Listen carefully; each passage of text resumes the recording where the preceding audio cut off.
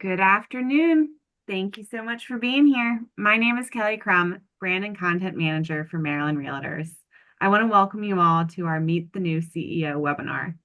Today we have with us Maryland Realtors President Denise Lewis and our newly appointed CEO, Bo Patton.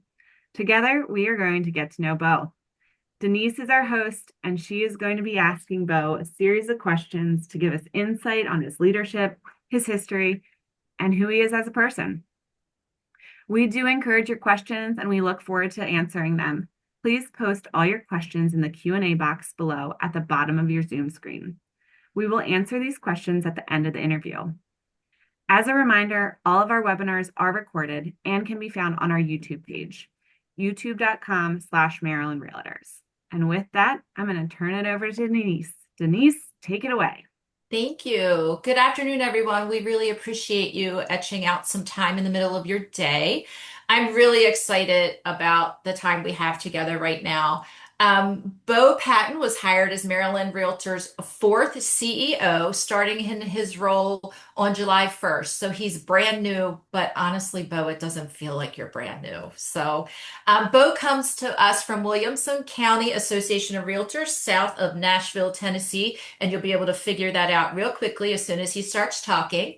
Prior to becoming its CEO, Bo served as the Vice President of Government Affairs for one of the country's largest local realtors associations, the Long Island Board of Realtors. Yes, that's the one, the Long Island Board of Realtors in New York. A native Tennessean, Bo served as Williamson County's Government Affairs Director, and prior to that, he was a licensed realtor. So yes, he's as crazy as you and I. We're delighted to have him, and I am super excited as your 2026 president to introduce Bo Patton, our Maryland Realtors CEO. So welcome. Welcome, Bo. Tell us a little bit about yourself. What interests you about the real estate industry and working in association management? Absolutely. Thank you so much, Denise. Thank you to all of our attendees. Hey, you covered it all in the bio. There you go. Meeting adjourned. We're done today. Great. No, I see a bunch of past presidents in the attendees. I see a bunch of our members, a bunch of our Maryland Realtor staff joining us, a bunch of our local association staff joining us. So thank you all for carving out some time today in the middle of the afternoon, taking time out of your busy days to have this conversation. One, I hope, is the first of many, and what I hope is as little digital and Zoom calls as possible and more in person. I'm excited to get all across our great state, from Garrett County in the historic Highlands all the way over to our coastline, up to Baltimore and down to the greater capital area. I'm excited and thrilled to be with you all in Maryland. As Denise mentioned, yeah, I come to you all by way of Tennessee. I'm an East Tennessee native, born and raised in Chattanooga. Moved to the Nashville area in around 2012. Consider probably Nashville home. Now Maryland is home. Getting more settled in the Annapolis area, and it's just I've been so welcomed up here that it even barely 1 month into this, it truly does feel like home. But yeah, a little bit about me. I mean, I have, first and foremost, I think it's important for you all to know, I've walked a mile in our shoes of our membership. I held a real estate license from 2003 to 2008. And those of you that are still here that weathered the 2008 storm, congratulations, because there were several of us that could not. So I had a affiliate and a broker's license back in Tennessee, and after a stint in politics, got into realtor association world and kind of married my love of politics and real estate, and got into government affairs working for realtors associations. Took me all the way up to Long Island, and then has brought me to what I hope is my forever home here in Maryland. And so I'm truly excited to be here with you all. One thing that I find interesting is that you were at Long Island Association when Newsday's Long Island Divided story broke. How was that experience? Can you share that with us? Yeah, absolutely. Thanks for bringing that up. Um, that experience on Long Island, and for those of you that are on the call today, I hope all of you all are familiar with the Newsday Long Island Divided investigation that happened up there. But if not, I'd encourage you all to take some time to Google, look up Long Island Divided, because that multi-year investigation that broke in 2019, fall of 2019, brought to light a plague on our industry, if you will, that has occurred since the foundings of NAR in our industry. And it is something that happens all across our country, and it uncovered um, some very troubling, systematic um, racism and prejudices that have existed in our industry, and arguably one of the biggest stories to come out of the real estate industry since the settlement and before the settlement. And being up there during that experience and having a front row seat for how an association dealt head on with that problem and how they addressed it and how they began to own that problem and how we as an industry owned that problem. I think when the findings came out, and our lawmakers, our stakeholders, our industry, really the entire Long Island, really the entire real estate community all across the country started to really dive into that investigation. And it's not just an afternoon read. I mean, once you dive into it, you all know that have seen it. I mean, it's hours and hours and hours of investigative material. But once you dive into that, yeah, you can imagine the challenges that we faced in the beginning. From a government affairs standpoint, I'll tell you, we had lawmakers that wanted to give our PAC checks back, didn't want to talk to us, didn't want to meet with us. But I think that when our leadership of our association decided that they need to own this head on, they were going to own it head on. Um, I think that really began to open the doors for some meaningful conversations that we were able to have on Long Island from all aspects of the association, from the leadership down, government affairs and advocacy. It really touched all facets of the association, and all parts of it. And so once we were able to, I think, show our stakeholders, our lawmakers, that we were willing to take the first steps in trying to right a horrible wrong in our industry. For me personally, it really helped shape my career, and really just, I think, helped shape me more as a person and grow as a person. To be not from New York, I had, a story that many of you all heard me tell. I had never set foot in the state of New York, not even been in New York City, until I accepted that job and was driving with a carload full of my stuff across the George Washington Bridge at around, I think, probably midnight, making my way over to Long Island to get started for a new job within about a week. And to be this nobody to them, this guy from the South, to go up to Long Island and to be part of, I think, some impactful legislation that the association was able to work on getting passed with some of our local governing entities on Long Island. To be part of that really is a professional experience that I I couldn't imagine ever trying to replace, replicate, and it just, you know, while what we were able to accomplish during that time, and I know they are still making great strides forward to try to right that wrong, but it, the small part that I was able to play on our team, our government affairs team, and whatnot, really kind of helped shape me as a person. And so I'm always very thankful for my time on Long Island and to be there during that. Very cool. You brought up it's really cool to have a behind the scenes intel because you brought up several things that I would have never even thought about. So thank you for that and for sharing.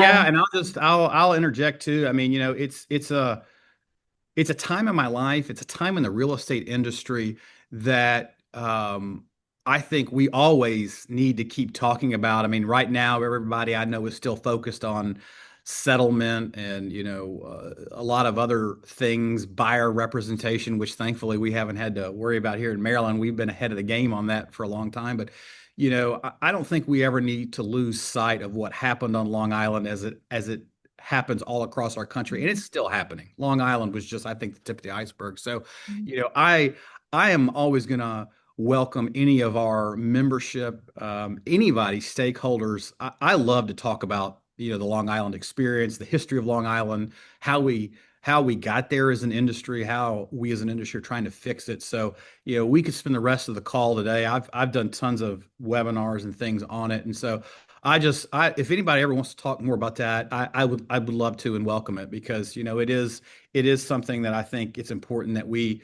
always make sure that we're talking about and being reminded of what has happened in our industry. Yeah, very true. Very true.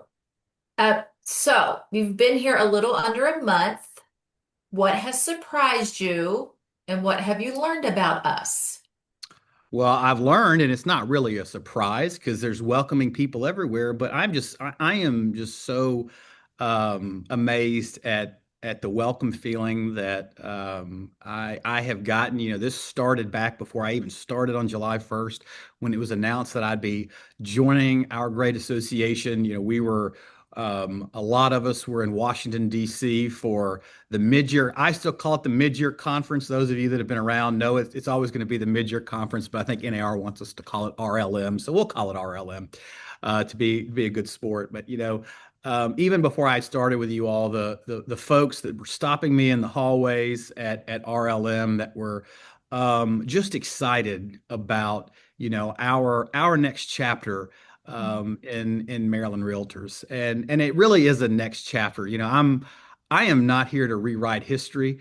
I am here to take an amazing foundation that previous leaderships, previous CEOs. I mean, the great Chuck Caskey, the foundation that's been built here over Mhm. his 10 years as CEO, his amazing 21-year career. It's just once I finally got up here, got in it, and just saw how amazing this foundation was, it's going to make for an awesome next chapter, I think, for us and for Maryland Realtors. And so I'm excited that I'm gonna be a small part of that next chapter. So I'm probably also surprised about actually how much I'm loving crab cakes. So as a steak and potatoes guy, that I've probably eaten more seafood in the last several months than I have, and I'm kind of loving it. So Well, there's always the surf and turf option. there So it is. there's There it is. that. Um, yep. Maybe you'll talk about it later. I don't know, but Bo is a foodie. So let's see. What sort of plans have you made to take a deep dive into Maryland Realtors, maybe for the first 90 days you're here? Sure. First 90 days is listening mode. Getting asked a lot, been asked a lot the question, what is my vision? Well, I'll tell you right off the bat, I don't have a vision. It's our vision. It's Maryland Realtors' vision. And right now I'm in listening mode. It's at least for the first 90 days. And that's listening with former presidents, that's listening with our board of directors, that's listening with our local associations, our members, it's listening here with our staff at Maryland Realtors. So that is my first 90-day sort of plan. And I am trying as much as time will allow to be aggressive about a listening tour, if you will.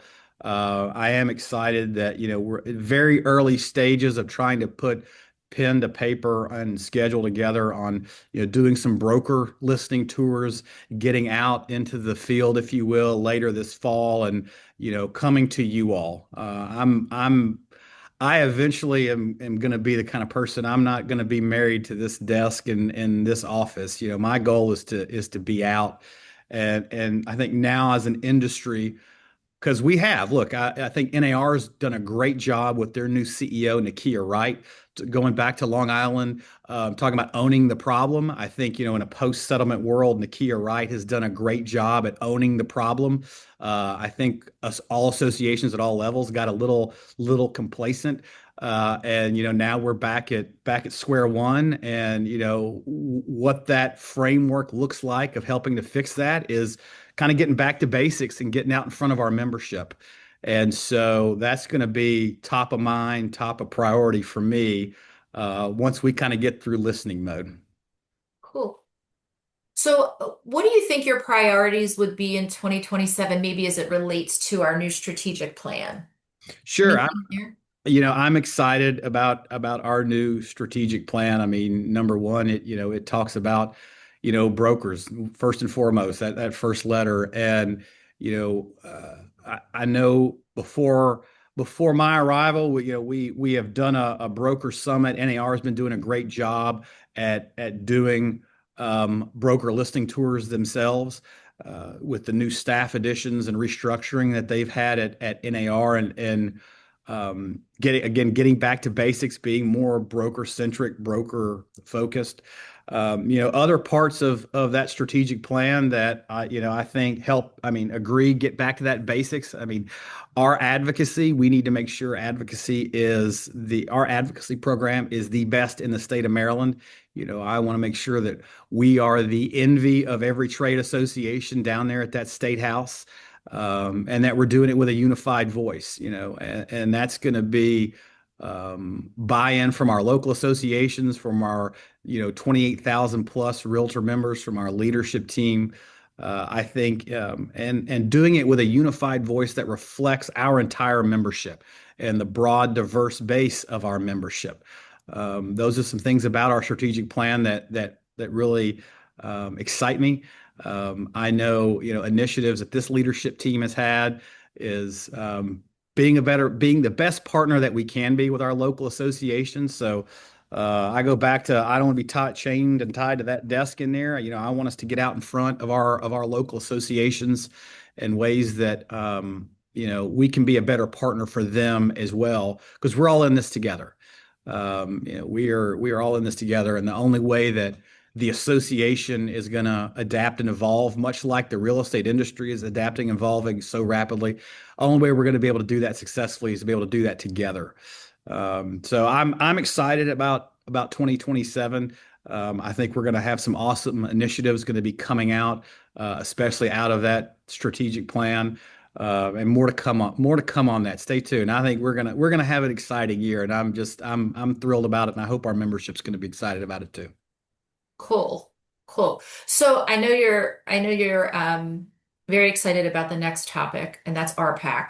So what plans might you have to increase RPAC participation among our members, and even more so an excitement, or a privilege to be able to invest in RPAC. So talk to us Sure. about that. Yeah, I got my RPAC pin on, and I can nerd out on RPAC, but I can also be a realist on it and understand that right now it's a challenging political landscape, and that's reflected all across the country. People are kind of sick and tired of politics right now, no matter what side of the aisle that you're on. And hey, I get it. That's why, when it comes to our advocacy and to RPAC, our focus is on issues that matter for our industry, matter for our members, and that are important to be able to secure that American dream of homeownership in ways that we can get more people into more houses. That's it. And RPAC is the lifeblood of that advocacy arm. Love it or hate it, that Mhm. is the way that it works. And I think that we have a great opportunity at our association to kind of reinvent RPAC, and to talk about its importance in our advocacy arm. I think that when we can show our members some of our legislative wins and our victories. I mean, just the most recent biggest one we've had is the Housing Act, the Road to Housing Act that came out of Congress, that is now going to become law of the land. I mean, that's once that really starts to take effect. and we see the effects of that. I do think it's going to help. But honestly, I think a lot of what's going to matter in terms of getting people in houses and helping that cause is local. All politics is local. We've heard that expression since the 80s. All politics is local. And there's only so much they can do at the federal government. I mean, it's going to take our members being active, being motivated, being called on to advocate at our local levels. Our local governments, our city governments, our county councils, where a lot of the regulations and barriers to entry in the housing world start. And so, I'm hoping that when we can kind of re-energize our pack a little bit within our association, and tie that in locally too on some initiatives that we're going to start looking at. I really think the push to get more people into housing will be evident eventually, as we march on that local level. Cool. I'm excited about that, Bo. Um, can you describe your leadership philosophy as it pertains to membership, leadership, and staff? Because I would imagine you have to have a different philosophy dealing with different groups. So, Well, yes and no. I think that it's important for um, anyone that's in the CEO role of an association, to help be the conduit of a successful team of our staff professionals and our leadership and our board of directors being member focused and never losing sight that we are a member focused organization. We exist because of our members. That's the only way that the association can do what it does because of our members, and making sure that we are everything that we do as an association is judged against, does this fit within our strategic plan? Does this help our members be successful? I mean, those are two of my guiding, I guess, leadership principles when it comes to the decisions that associations make. And, 101, back to basic kind of stuff. I'm a customer service guy. And, I believe that no matter if you're an associate, some of you all have already heard me say this, you're going to hear me say this a lot. But I don't care if you're an association of 100 or if you're down there in Florida with 200 and I don't know how many thousand members they've got now. I don't care if you're an association staff of one or over 100. Every role under the roof of every association, our first duty is customer service to our members. And here at the state level, we've got two sets of customers. We've got our members, and then we have our local associations. So, we have a great team here at Maryland Realtors. I know that. I knew that coming into this. I know we have our own culture and mission points here as a staff. They're proudly hung in our kitchen and break room. Everyone sees those when they onboard, and so I'm proud of that. As long as we don't lose sight of that here, and continue to help move this ship forward in service of our membership. yeah, yeah, you do have a rock star staff there. I have to agree. Have to agree. All right. So now on to some very important questions. Are you ready? Oh yeah. Okay. So you know how I feel about the walk-up music. Yeah, I knew you were going to ask me about this. Yeah. And it's really hard to narrow it down to one song, right? It really is. It, So uh, do you, it is. it is. I knew you were going to ask about the walk-up music, you know, and you're going to be disappointed in my answer because I think it's probably still a work in progress, and it needs to. I guess it needs to be a surprise, you know. So, Well, what would it be today? what would it be today?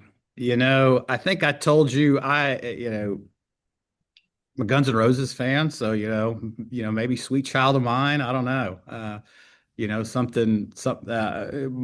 my our high school fight song was "Eye of the Tiger." Something along those lines, maybe. I know that between now and our fall conference, which I hope I will hope to see everybody at, I'm going to have that locked into place. So. You will. I'll let you pick two. How Yeah. about that? Okay. Yeah. Okay. All right. So I already mentioned the fact, and you did too, that you're a foodie. So is there a restaurant that you're looking forward to? I know you have been out and about town. You really have. So is there a restaurant you're looking forward to? And is there one that you've already been to that is a keeper? I'll tell you, I've been to a ton here in Annapolis. I've got I was pulling up. I know you probably can't see. I've got a big running list here in my notes. I was excited last week. I think it was last week. I did try my very first Maryland pit beef sandwich. So, coming from a barbecue state, I mean that was bold. So it was good. It was good. Uh, eating a lot of crabs. I tell you, I've actually become kind of partial to the rockfish. The crabs are great, but there's some places here in Annapolis that I've come to like. But look, as I'm traveling all across our state and with our leadership team, I want you all to shoot me a text, shoot me an email, tell me places to go and to try. And I'm learning that every restaurant I go to claims to have the best crab cakes in the state of Maryland. So, that's a fight in and of itself. But yeah, love big foodie, love to cook. Love me a good farmer's market. Been to the farmer's market here in Anne Arundel County. I'm looking forward to getting up to Baltimore. I think I saw Brad Cox in the call from up that way. I'm excited to get up to the Baltimore farmers market because I've heard that is the one to go see. But I love that kind of stuff. Sourcing local ingredients as much as I can, and love to cook. So when you see me, share recipes, tell me about stuff, tell me about restaurants to check out. I am not I will never say no to a good meal or a good restaurant or farmer's market. Cool. Okay, so on that topic, crab cake, broiled or fried? Yeah, that's probably, I guess it seems like a controversial topic. I guess I'll be controversial. Probably if I had to pick, I'm more broiled. That's the ones that I've had that seems to be a little more my speed. But hey, I would try a fried crab cake. They're okay. They're good. They're not as good, I don't think. All right, here's some questions that you gave me permission to ask, but you didn't get ahead of time. Are you ready? Oh Lord, okay. They're easy. Okay, it's just rapid fire and you pick one, all right? Okay. Ready? Ocean City waves and beaches or Deep Creek skiing? Whew, look, I'll go back to a Long Island experience. When I lived on Long Island, I was in the village of Farmingdale, which I was about 15 minutes away from probably Fire Island, but I was about halfway between the city and the Hamptons. And before I moved to New York, being from originally from the mountains of East Tennessee, I'd always said I'm a mountain person all the time. Give me mountains all the time. But when I moved to Long Island and spent much more time near the water on the beach, I was like, now wait a minute. Maybe there's something to be said about this beach. So, now I'm in a state that is both. So, I'm going to pick both, because and we're in a state where, got access to it. So, yeah. Okay, you can't pick both on the next one. Are you ready? Rapid Who says fire. who says I can't pick both? Raven, Ravens football, Orioles baseball. Ooh, okay. This is probably going to be a um a controversial topic. I probably would lean more towards baseball only because I'm a college football guy. College football is life down, in those lower states.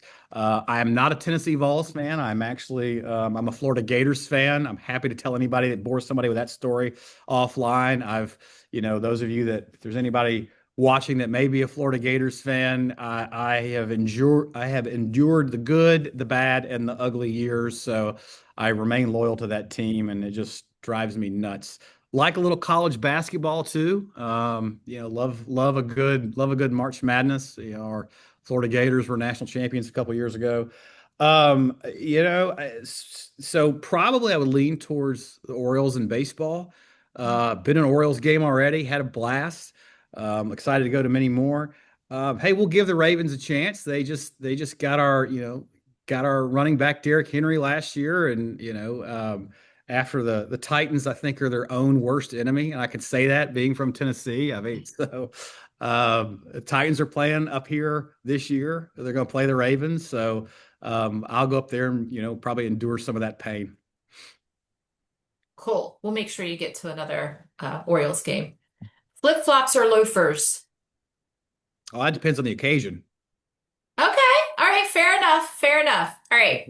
Depends on the occasion. Yeah. Since you brought up rockfish instead of crabs, I'll change my question. Rockfish or Smith Island cake? Oh, and that's just not, yeah, it's not fair because you know this about me. I've got a sweet tooth about that big, and so you can't even. That's just not fair. Okay. That's a mean question. I love the Smith Island cake. I've had a couple different styles of it. I will never find a piece of it in my house because sweets are dangerous. It's why you'll never see ice cream in my house, stuff like that, because of my sweet tooth. But um, yeah, I am loving the rockfish though. I mean, and I already jumping ahead. I see in the Q&A I have a suggestion for some rockfish bites at the local. So, which I've already been to the local. So now I need to go back to the rockfish bites. So, All right, my last question, and then you can jump on to the chat questions. This is going to be very hard for you. Are you ready? yeah.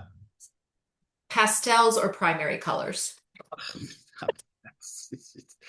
If you even got to ask that, you don't know me at all. If you got to ask that, no, come Labor Day when the pastels have to go away. It's like, see, you talk about some people get seasonal depression in like the January, February. I get seasonal depression from like September to spring. So but I do think probably for our fall conference in Ocean City will be might still rock some pastels. I am very firm on the seersucker goes back in the closet Labor Day, but some of the pinks and whatnot, I figure probably still be safe to wear even the first part of October out in Ocean City. So yeah, you'll always be able to probably try to find me in a room through that.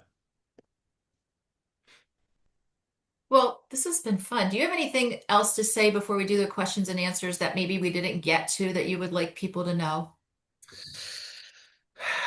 No, I just want to thank everybody so far that I have met, um, that I has just been so welcoming. I think everybody is just so excited for what's happening at Maryland Realtors. Everyone I've talked to wants us to succeed. We're going to continue to succeed. And I just, I'm so thank you for the welcoming. And I just be patient. I'm trying as much as I can to fill my days with calls and visits and still trying to balance, getting onboarded up here. But, I want to get out. I want to see everybody as much as possible. And I want to sit through the good, bad, and the ugly. Look, I've been in association world long enough that right now we as association staff, association leaders, there's going to be some uncomfortable conversations with some of our members that want to see a different direction things were going. And so I want to hear all of it. I don't want to just hear from everybody that's happy-go-lucky and things are great. Tell me ways that we can make our association better for you and make the member experience better for you. So I welcome that as well.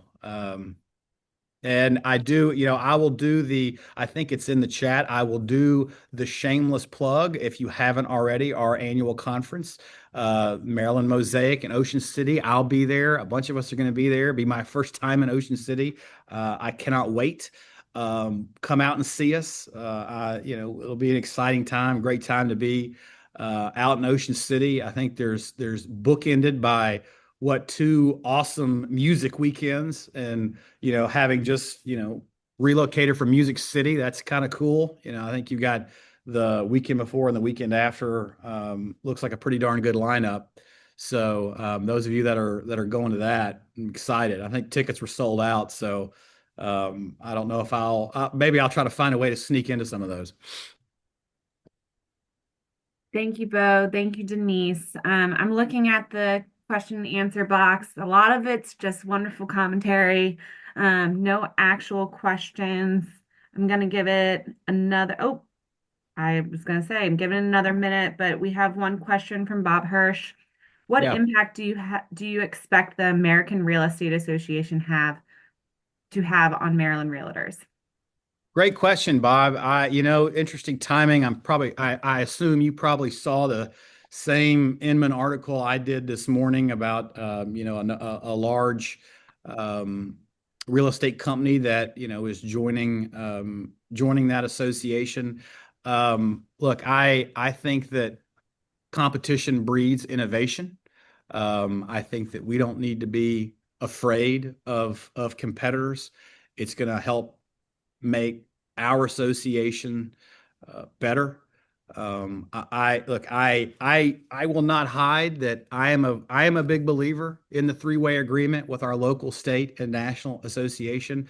I understand that a lot of people are angry with NAR right now. A lot of people are angry with Maryland Realtors. A lot of people are angry with their local associations. But back to one of the things I learned on Long Island, you're right. Those of you that are angry, you've got every right to be, because we did get complacent a little bit as organizations and as association. And I want to take a small part, just like I think NAR is doing, and us owning those problems. So, I think that there is going to be an association, a place for everybody in our industry. Whether that's with your local, state, and national as part of the three-way agreement in the Realtor organization, whether that's part of the American Real Estate Association, great. But I think that competition breeds innovation. So I like many of you are going to continue to watch what happens over there with that organization, and continue to not lose sight that we do have competitors now, and need to make sure that we're the best association we can be. Um, some of the other Kelly, if you don't, if you, I'll just take it upon myself. Some of the other comments I think we're Yep. sharing, Greg. Yeah, I'd love regional association cook-off. Would love to. Hey, I'm all for it. When we were at Long Island during those COVID years that we probably don't want to talk about anymore. We couldn't all do anything. We were doing a lot of virtual events. Our association did a lot of like RPAC fundraising, cooking events, wine tastings, making. We did a make your own mozzarella cheese for my friends on Long Island. We did a make your own mozzarella cheese night, and did pizzas for our pack. So it's kind of exciting. So you'll never have to twist my arm on anything like that. I love that. Um, Someone asked, and I'm only good jokingly talk about this. So someone said, need hairstyle contact info. I actually just got my first Maryland haircut last Friday. Went to a place over in Annapolis called Groom My Style. So there you go. There's a free tip for you.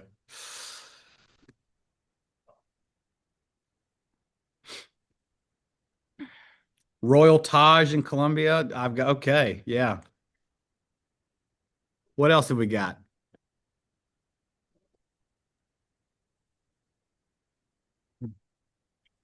I see we have an ask for a shameless plug for the RRC, offering a class at the conference September 28th. Win-win negotiations. Class is a separate registration. You can register for that. There is a cost to it. Get 6 hours of CE credit. Don't just come out to Ocean City to have a good time, listen to some music and party. Come out there and get some good education. We've got some great speakers lined up too. If you all haven't heard Craig Grant, he's great. Actually, this will be my second time to hear him this year. My last association in the spring, we did a 2-day tech summit. where we had Marky Lemons. I don't know many of you know Marky, Matthew Rathburn, and Craig Grant keynoted that for us. So I'm excited to see. I'm excited to see him again. He's going to be great. Um, what is Bo short for? Hey, reach out to me offline. That was an anonymous question. It actually comes from my middle name, old family name. Yeah, I'll happy to share that. Um, a plug for the Smith Island cake. Yeah, I mean you don't. I mean Bernie. Yeah, I definitely would be up for that. Oh, have you tried the soft shell crab? I had a bite of a soft shell crab sandwich. So, a little bit about me personally, Denise. I know you know this, those of you on the call. So, not married, but probably eventually close. My girlfriend Savannah, which Denise you've met. She still back in Tennessee. Will be moving up in the coming months. We're working out those logistics.